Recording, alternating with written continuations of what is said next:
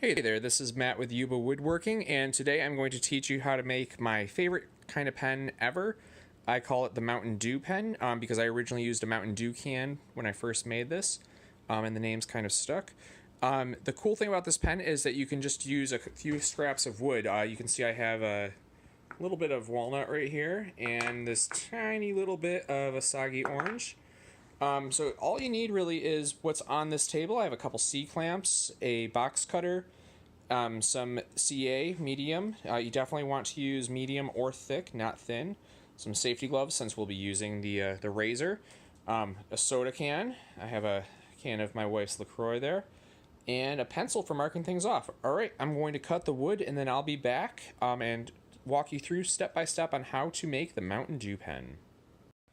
Hey, this is Matt here again, and we're going to be doing the next part of making the Mountain Dew pen. So, as you remember, I had a can of soda. I cut the top off, cut the top here, cut the bottom off, and then I cut a slit down the side, and took the soda can apart. I have looks like a little rectangle now. So what I'll be doing is I will be cutting a section out of this. So make sure you have your gloves on, make sure you have your safety glasses on. I've got my cameraman Ethan over there helping me out. Say hi, Ethan. What's up? All right. Can you see the can, the soda can? Yep. All right. So we want to cut a section out that matches the piece of wood that we'll be using. So I put the wood on there. If you can line it up with the corner of the wood, that will save you some trouble when you're cutting. Instead of cutting 4 sides of the square, you can just cut 2. So that's what I'm doing right here. Take my pencil. And I trace it out. Alright, then I take my box cutter. And Ethan, do I cut away from me or toward me? What did you learn in Cub Scouts? Away from you. Yep, we always cut away from ourselves. We don't want... Again, nobody ever really plans on having an accident, but they can occur, and it's always best to just follow the safety rules beforehand, so you never need to worry about it. We cut our little metal square out. Square.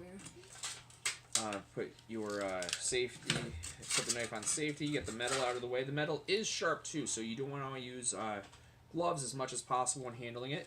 You can see the little square. Can you see that, Ethan? Yep. All right, always remember square. to have adult supervision. Yep, this is not something that kids should be doing by themselves. This is definitely a task that should have a grown-up on hand. All right, we take our safety gloves off. We put our plastic gloves on. We'll be using some CA in just a moment. You don't want to get that on your skin. I know I've said this before, but it can take up over a week to get the CA off of your skin, and that is not a pleasant feeling. Ouch. Take some sandpaper. Scuff up that piece of metal.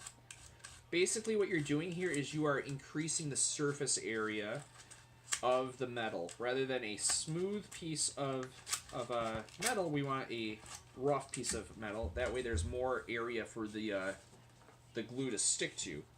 We'll put a coat. We want a thick coat of CA on each side. You can use epoxy.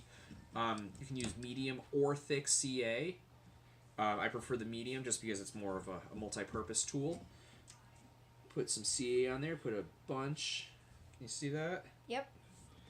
Put some on each side. Make sure to thumbs up this video if you like it. And make sure to subscribe, ring the bell of notifications, comment down below what kind is your favorite pen.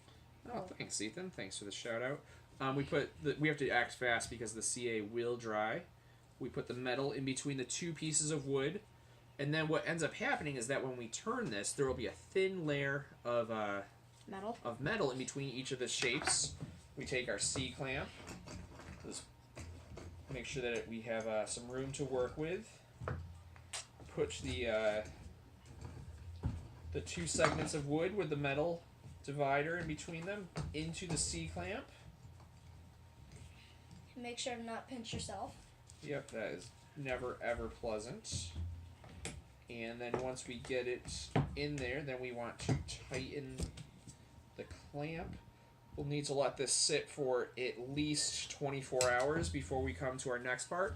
But what you'll end up having is 2 pieces of wood and some C-clamps with a piece of metal between them.